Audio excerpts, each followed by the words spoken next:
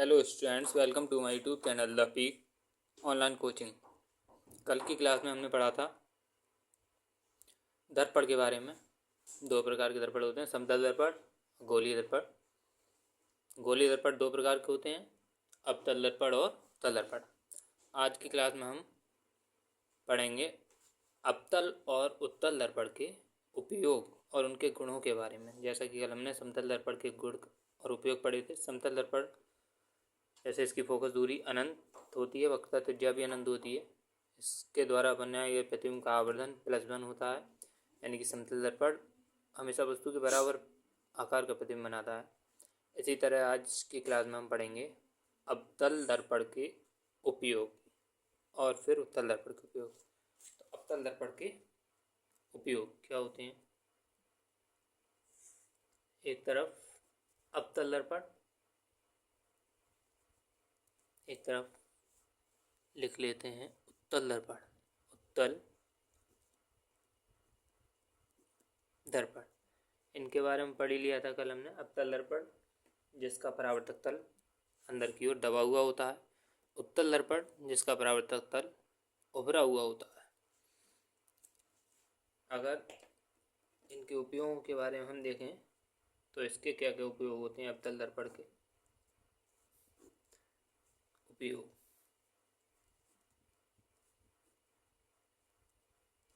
अवतल दर्पण के उपयोग में सबसे पहला नंबर 1, इसका जो प्रयोग किया जाता है वो टॉर्च में अवतल दर्पण प्रयोग किया जाता है। नंबर 2, सोलर कुकर जो आते हैं उनमें अवतल दर्पण का प्रयोग किया जाता है। नेक्स्ट, टेबल लैंप में अवतल दर्पण प्रयोग किया जाता है। नंबर 4, वाहनों की हेडलाइटों में, वाहन होते हैं हमारे उनकी हेडलाइटों में, वाहनों की हेडलाइटों में अवतल दर्पण प्रयोग किया जाता है। एक चीज़ और, अवतल दर्पण जो होता है वो प्रकाश किरणों को परावर्तन के बाद एक बिंदु पर फोकसित कर देता है, यानी इकट्ठा कर देता है। इसीलिए इसे अभिसारी दर्पण भी कहते हैं। अवतल दर्पण को अभिसारी दर्पण भी कहा जाता है। अभिसारी दर्पण। उत्तल दर्पण क्या होता है हमारा? उत्तल दर्पण जो होता है वो प्रकाश किरणों को फैला देता है, यानी प्रकीर्णन उनका कर देता है। इसीलिए इसे अपसारी दर्पण भी कहते हैं। उत्तल दर्पण को कहते हैं अपसारी दर्पण। एक और इसका प्रयोग किया जाता है नंबर 5, सेविंग दर्पण के रूप में भी हम अवतल दर्पण प्रयोग करते हैं। सेविंग दर्पण में समतल दर्पण भी होता है। उत्तल दर्पण के उपयोग क्या होते हैं? इसका बहुत इम्पोर्टेंट उपयोग जो है वो है वाहनों में पश्च दृश्य दर्पण। वाहनों में पश्च दृश्य दर्पण, वाहनों में पश्च दृश्य दर्पण के रूप में, यानी कि साइड मिरर जो होते हैं हमारे, साइड देखने वाले जो मिरर होते हैं वो उत्तल दर्पण होते हैं हमारे। नंबर अगला, स्ट्रीट लाइटों में भी उत्तल दर्पण प्रयोग किया जाता है। स्ट्रीट लाइटें मतलब जो सड़कों के किनारे लगी हुई लाइटें होती हैं, सड़कों के किनारे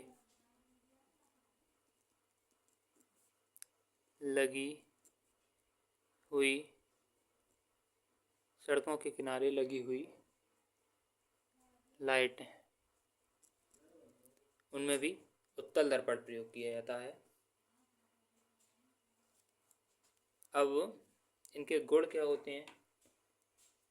अवतल दर्पण के गुण और उत्तल दर्पण के गुण। उत्तल दर्पण का एक बहुत इम्पोर्टेंट जो गुण है, ये जो उत्तल दर्पण होता है हमारा, हमेशा किसी भी वस्तु का आभासी सीधा और वस्तु से छोटा प्रतिबिंब बनाता है। वस्तु से छोटा प्रतिबिंब बनाता है। एक उत्तल दर्पण हमेशा वस्तु का आभासी सीधा और वस्तु से छोटा प्रतिबिंब बनाता है, यानी कि इसका जो आवर्धन होता है m का मान हमेशा लेस देन होगा 1। उत्तल दर्पण के लिए हमेशा आवर्धन का मान 1 से कम होता है। दूसरी बात, अब हम दर्पणों से संबंधित कुछ परिभाषाएं पढ़ते हैं। दर्पणों से संबंधित परिभाषाएं इम्पोर्टेंट टॉपिक है ये भी। इसमें से भी 1 या 2 नंबर की परिभाषा पूछ ही लेता है। जैसे ध्रुव होता है दर्पण का, फोकस दूरी, वक्रता केंद्र, वक्रता त्रिज्या, द्वारक, ये सभी देखते हैं क्या होती हैं। जैसे ये कोई हमने दर्पण बनाया अवतल दर्पण, ये अगर इसके उभरे हुए तल पे बाहर वाले तल पे पॉलिश कर दी जाए तो ये दर्पण बन जाता है अवतल दर्पण। हमारा दर्पण होगा अवतल दर्पण। क्या होता है, ये हो गई हमारी मुख्य अक्ष। यहाँ पे एक बिंदु होता है P, इसे दर्पण का ध्रुव कहते हैं। दर्पण जो होता है किसी गोले का, खोखले गोले का काटा गया भाग होता है गोलीय दर्पण। कांच के खोखले गोले को काट के बनाया जाता है। तो अगर इसे हम देखें गोला ये, तो प्रत्येक गोले का कोई ना कोई केंद्र होता है। जो गोले का केंद्र होगा उसी को वक्रता केंद्र कहते हैं दर्पण का। P और C यानी कि ध्रुव और वक्रता केंद्र के बीच में एक बिंदु होता है जिसे मुख्य फोकस कहते हैं F। तो देखते हैं इनकी क्या परिभाषाएं होती हैं। सबसे पहला नंबर 1 है ध्रुव। ध्रुव की परिभाषा क्या होती है, ध्रुव पोल कहते हैं इसमें। पोल क्या होता है, एक चीज वक्रता केंद्र से ध्रुव तक की जो दूरी होती है इसे वक्रता त्रिज्या कहते हैं R। मुख्य फोकस से जो ध्रुव तक की दूरी होती है इसे फोकस दूरी F कहा जाता है, स्मॉल f लिखते हैं। तो ध्रुव क्या होता है, ये होता है दर्पण का परावर्तक तल, और दर्पण के परावर्तक तल का जो मध्य बिंदु मिडिल पॉइंट होता है उसी को दर्पण का ध्रुव कहते हैं। यानी कि दर्पण के परावर्तक तल का मध्य बिंदु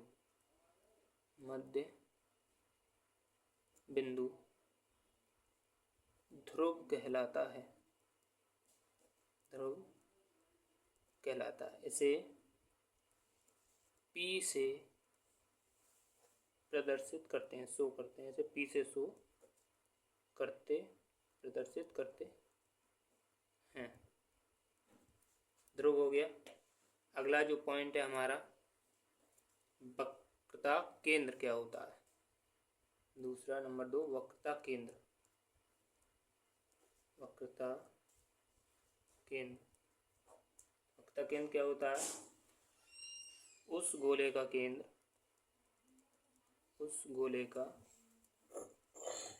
केंद्र जिसका कि दर्पण एक भाग है। उस गोले का केंद्र जिसका कि दर्पण एक भाग है वक्रता केंद्र कहलाता है। दर्पण का वक्रता केंद्र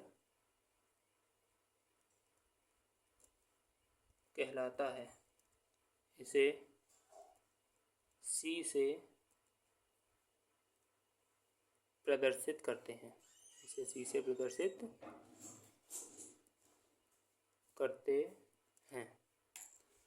वक्रता केंद्र के बाद वक्रता त्रिज्या देख लेते हैं। वक्रता त्रिज्या क्या होती है, वक्रता त्रिज्या नंबर 3 वक्रता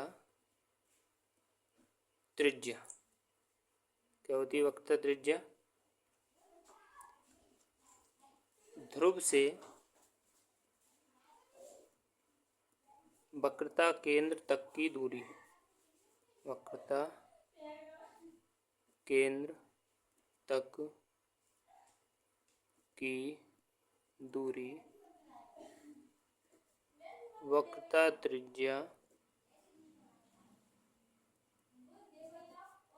कहलाती है। इसे R से प्रदर्शित करते हैं। इसे R से प्रदर्शित करते हैं। वक्रता त्रिज्या के बाद अगला पॉइंट मुख्य फोकस। मुख्य फोकस क्या होता है? तो ध्रुव और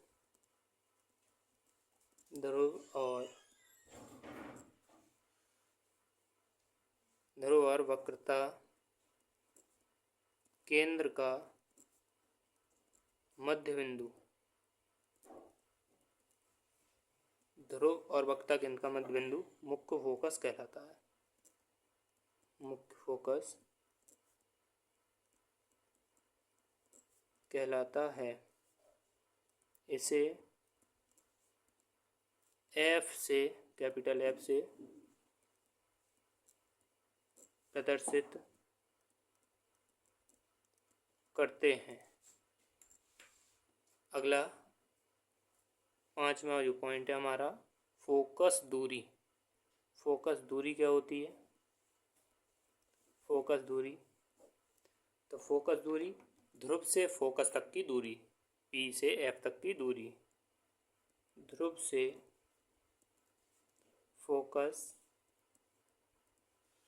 फोकस तक की दूरी दर्पण की फोकस दूरी कहलाती है। की फोकस दूरी कहलाती है। इसे स्मॉल f से प्रदर्शित करते हैं। अगला जो नेक्स्ट हमारा इम्पोर्टेंट टॉपिक है, लास्ट, मुख्य अक्ष क्या होती है दर्पण की? मुख्य अक्ष। तो मुख्य अक्ष एक लाइन होती है जो दर्पण के ध्रुव को वक्रता केंद्र से मिलाती है। यानी कि दर्पण के ध्रुव को वक्रता केंद्र से मिलाने वाली रेखा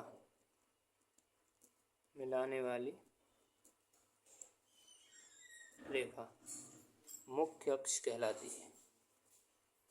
मुख्य अक्ष कहलाती है। एक और दर्पण का द्वारक होता है, इम्पोर्टेंट नहीं आता है, लेकिन दर्पण का द्वारक क्या होता है? दर्पण के परावर्तक तल का जो व्यास होता है। यानी कि ये मान लिया M1 और M2 कोई दर्पण है, M1 और M2, तो यहाँ से लेके यहाँ तक की जो दूरी होगी दर्पण के परावर्तक तल का व्यास, पूरी दूरी ये दर्पण का द्वारक कहलाती है।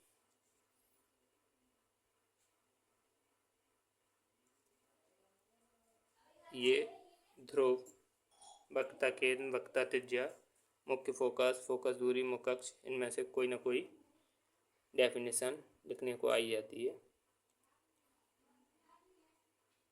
धन्यवाद। अगर आपको वीडियो अच्छी लगी हो तो प्लीज़ लाइक और सब्सक्राइब करें।